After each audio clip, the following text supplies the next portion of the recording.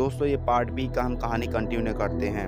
अब नागेश्वर राव उस एरिया के आदमियों को किडनैप कर रहे थे और उनसे मार मार कर पूछ रहे थे कि सोना कब और कहाँ आएगा। तभी वो लोग पूरा सच्चाई नागेश्वर राव के आदमियों को बता देते हैं। फिर सारा आती है और नागेश्वर राव से कहती है कि मेरे बापू ने मेरी शादी तय कर दी है, 2 दिन के बाद मेरी शादी है और मैं तुम्हारे बिना जी नहीं सकती, इसलिए हम दोनों चलो कल ही शादी कर लेते हैं। लेकिन नागेश्वर राव को तो सोना चोरी करने जाना था, इसलिए वो कहता है कि परसों तुम सीधा मेरे स्टेशन पे ही मिलना।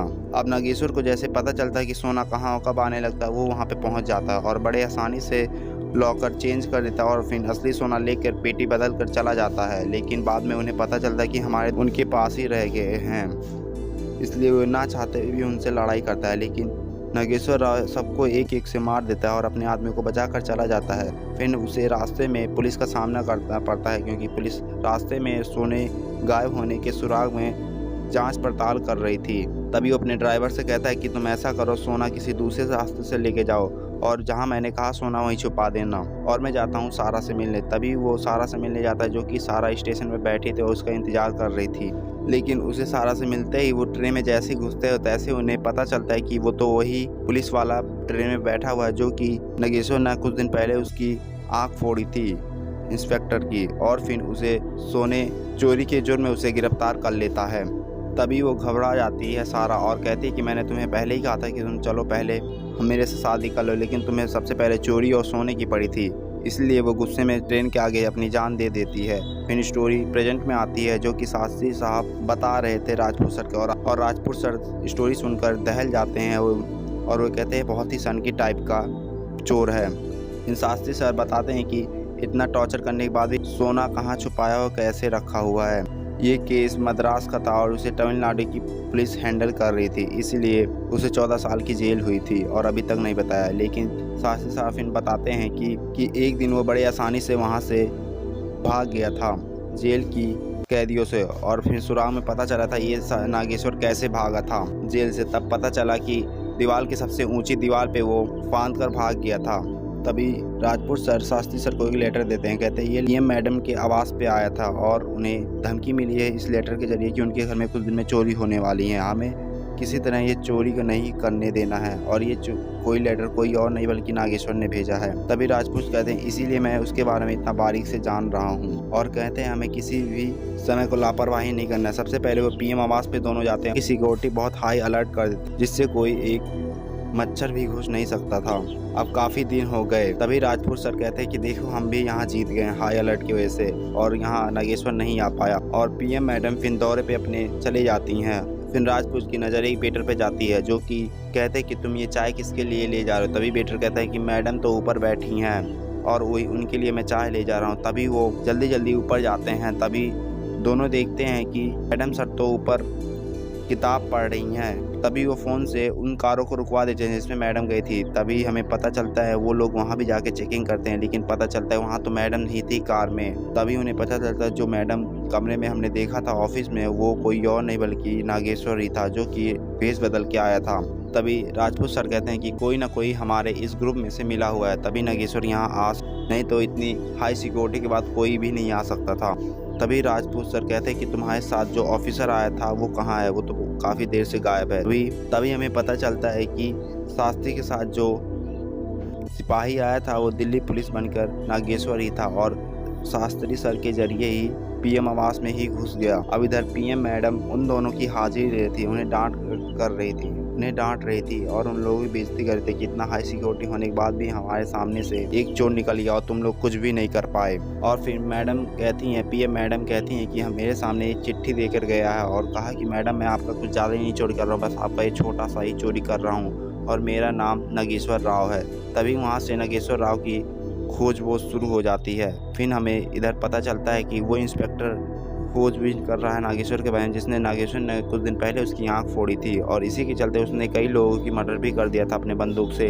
तभी उसकी नज़र एक बूढ़े और कमज़ोर की ओर जा, और फिर हम देखते हैं कि वो कोई और नहीं बल्कि राजपूत सर है, जो कि वहाँ के एरिया के बारे में खंगाल रहे थे, नागेश्वर के बारे में जाने थे और कैसी ड्यूटी चल रही है। फिर उसे वहाँ के लीडर के पास ले जाया था। वहाँ के लीडर सोचते हैं कि कोई गरीब भूखा प्यासा, इसलिए उसे खाने को देते हैं। तभी बात में राजपूत सर गजाला प्रसाद से पूछ लेते हैं। वहाँ का लीडर गजाला प्रसाद ही थे और गजाला प्रसाद से पूछते हैं कि तुम सब नागेश्वर राव को इतने दिन से क्यों ढूंढ रहे हो, क्या वो कोई निर्दयी है। तब गजाला प्रसाद एक पास्ट स्टोरी बताते हैं और कहते हैं कि पहले हम लोगों को जंगल से निकाल कर एस्टोनिशपुरम में हमें भेज दिया था और फिर जहाँ हमें भेजा गया था हमारे पास ना कुछ खाने के लिए कुछ था और जहाँ पे हमें भेजा गया था वहाँ की ज़मीन भी उपजाऊ नहीं थी। फिर हम दोबारा आ रहे थे लेकिन सरकार ने हमें वापस वहीं भेज दिया, इसलिए हम सब अपना पेट भरने के लिए चोरी चकारी करने लगे और हम झूठ पे झूठ बदनाम होते गए कि हम चोरी चकारी कर रहे हैं। लेकिन ऐसा नहीं रहा, कुछ बाहरी लोग भी पुलिस से मिले हुए थे, वो चोरी करते लेकिन सारा इल्ज़ाम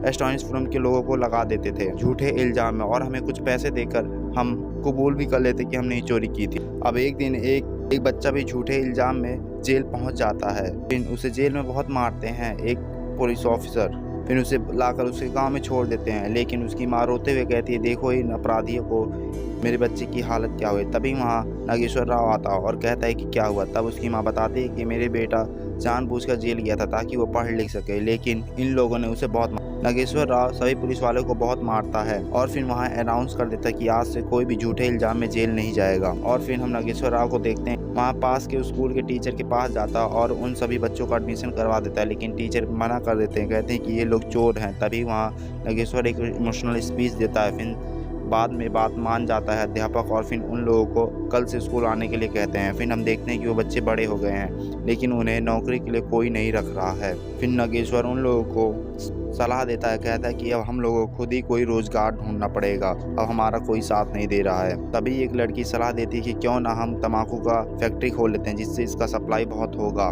फिर हमें पता चलता है जो तम्बाकू की फैक्ट्री अनाउंस की थी वो इसलिए की थी बच्चों के लिए ताकि उन्हें रोजगार मिल सके, जो हमने शुरू में बताया था। और फिर हमें पता चलता है वो जानबूझकर इसीलिए सोने की चोरी किया था ताकि वो बहुत बड़ा फैक्ट्री बनवा सके तम्बाकू का, और इसीलिए नागेश्वर राव ने उन सब के लिए बहुत परेशानी झेली, इसीलिए उसने अपना प्यार भी खो दिया। तब राजपूत सर बोलते हैं कि इतना ही अच्छा था, जब वो इतना अच्छा था तो उसने 40 आदमियों को क्यों मारा था। तभी कहानी को आगे बताते हुए हमें पता चलता है कि जब नागेश्वर जेल में था तब उसे लगा कि उसके लड़के और उसके स्टूडेंट तम्बाकू की फैक्ट्री बना लेंगे, लेकिन ऐसा नहीं हुआ क्योंकि काशी और ज़मींदार उन लोगों को पकड़ कर सोने के बारे में पूछ रहे थे और उन्हें बहुत टॉर्चर कर रहे थे। लेकिन नहीं, जब नहीं मान रहे थे लड़के तीनों, तब उन्हीं के ग्रुप में एक लड़की को लाते हैं, उसे नंगा करके उसके सामने को खड़ा कर देते हैं। लेकिन बाद में वो लड़की आत्महत्या कर लेती है शर्म के नाते और फिर धीरे धीरे लड़के को भी वो लोग मारना शुरू कर देते हैं। अंत में एक लड़का हार मानकर उन्हें सोने की जगह का पता बता देता है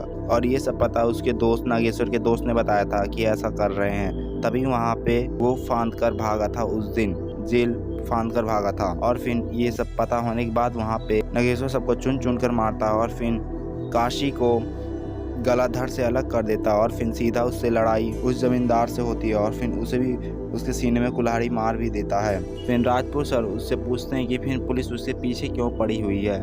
तभी बताते हैं कि गजाला प्रसाद की वो उसके पिता के दोस्त की लड़की से वो बहुत प्यार करता है, इसलिए दोनों ने शादी कर दी। लेकिन बाद में नागेश्वर राव को पता चलता है कि जमींदार अब भी जिंदा है और उससे बदला लेने के लिए उन लड़कों को एक एक करके जेल भिजवाता रहे जिससे उन लोगों का करियर खत्म होता रहे। फिर नागेश्वर राव जान जाता है और फिर उसे चैलेंज देता है कि चाहूँ तो मैं तुझे अभी यहीं पे मार दूँ, जला कर राख कर दूँ, लेकिन सबसे पहले हमारी फैक्ट्री बनेंगी, उसके बाद ही मैं कोई बड़ा कारनामा करूँगा, उसी दिन मैं तुझे मारूँगा। तब जमींदार का एक दोस्त उस इंस्पेक्टर के बारे में बताया था कि उसका दुश्मनी नागेश्वर राव का दुश्मनी एक इंस्पेक्टर से भी चल रहा जिसने उसकी आंख फोड़ी थी।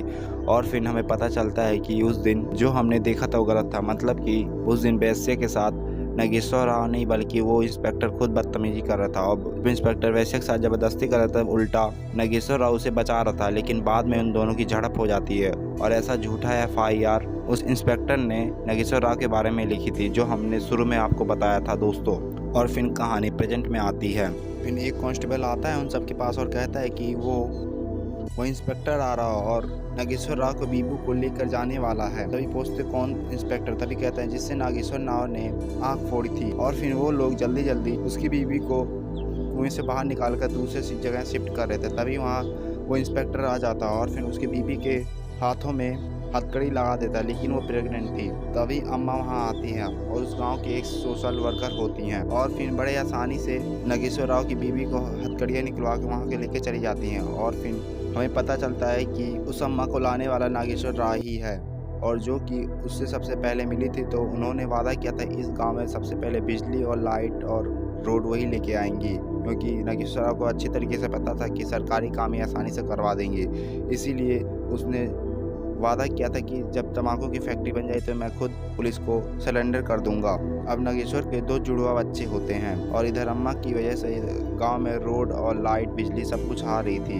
फिर नागेश्वर राव की बीबी कहती है कि अब तुम जेल चले जाओगे, क्योंकि रोड लाइट खम्मा तो हो गया हमारे गांव में। फिर नागेश्वर राव कहता है कि नहीं, मैं अभी जेल नहीं जाऊंगा। फिर उसकी बीबी कहती है नहीं चले जाओ, नहीं तो तुम्हें ये लोग मार देंगे। अब डीसीपी और इंस्पेक्टर लोग नागेश्वर राव को ढूंढने गाँव में अम्मा और सभी के साथ वहां बैठे नागेश्वर राव का इंतजार कर रहे थे, लेकिन नागेश्वर वहां नहीं आया था। सब लोग जान गए थे कि नागेश्वर भाग गया। तभी उसकी बीबी आती है और कहती है नागेश्वर राव की पता मैं देती हूँ, लेकिन आप सब वादा करेंगे कि आप लोग उसे जान से नहीं मारेंगे। और फिर पता पाते ही इंस्पेक्टर लोग वहाँ से चले जाते हैं और फिर हम देखते हैं कि जंगल में नागेश्वर और उसके साथी वहाँ पे थे। तभी वहाँ पीछे से पुलिस वाले उस पर हमला कर देते हैं और उसके नागेश्वर राव के दोस्त मारा जाता है। तभी पुलिस लोग भी उसे घेर लेते हैं और शूट करने लगते हैं गोलियों से, लेकिन नागेश्वर राव धमाका करके वहाँ चला जाता है। फिर उसे एक फैक्ट्री में ले जाया जाता है जहाँ पे जमींदार भी जो था, और फिर वो कहता है कि जीते जी तो मैं ये तुम्हें फैक्ट्री नहीं लगने दूंगा और सीएम ने भी तुम्हें इस फैक्ट्री बनाने से खारिज कर दिया है। तभी उसे एक फ़ोन आता है जमींदार को और पता चलता है कि उसे एमएलए की पद से निकाल दिया गया है। तभी नागेश्वर गुस्से में हाथ खोलता है और सबको मारने लगता है और वहाँ जोरदार एक्शन होता है। तभी सीधा फाइट अब जमींदार से होती है जो कि उसे मार देता है। तभी वहाँ पुलिस लोग भी उसे शूट करने आ जाते हैं। तभी वो लोग नागेश्वर राव को भी शूट कर देते हैं। फिर वो इंस्पेक्टर आता है जिसने उसकी आंख फोड़ी थी नागेश्वर राव ने, वो भी आता है उसे मारने के लिए। और फिर नागेश्वर जानबूझ के चुप्पी मार लेता है कि ताकि वो मर गया, लेकिन जैसे चेक करने आता है नागेश्वर उसकी बंदूक से उसे ही गोली से भून देता है और वो मर जाता है। फिर हम देखते हैं कि नागेश्वर सबको मारकर वो खुद मर जाता है और ये मूवी यहीं पे ख़त्म हो जाती है। गाइस, अगर आपको स्टोरी ज़रा सा भी पसंद आई हो तो एक लाइक और सब्सक्राइब किए बिना मत जाइए गाइस, क्योंकि गाइस ये मेरा नया चैनल है, पुराना चैनल मेरा टर्मिनेट हो गया है गाइस। थैंक यू गाइस, तो bye bye guys, see you again guys.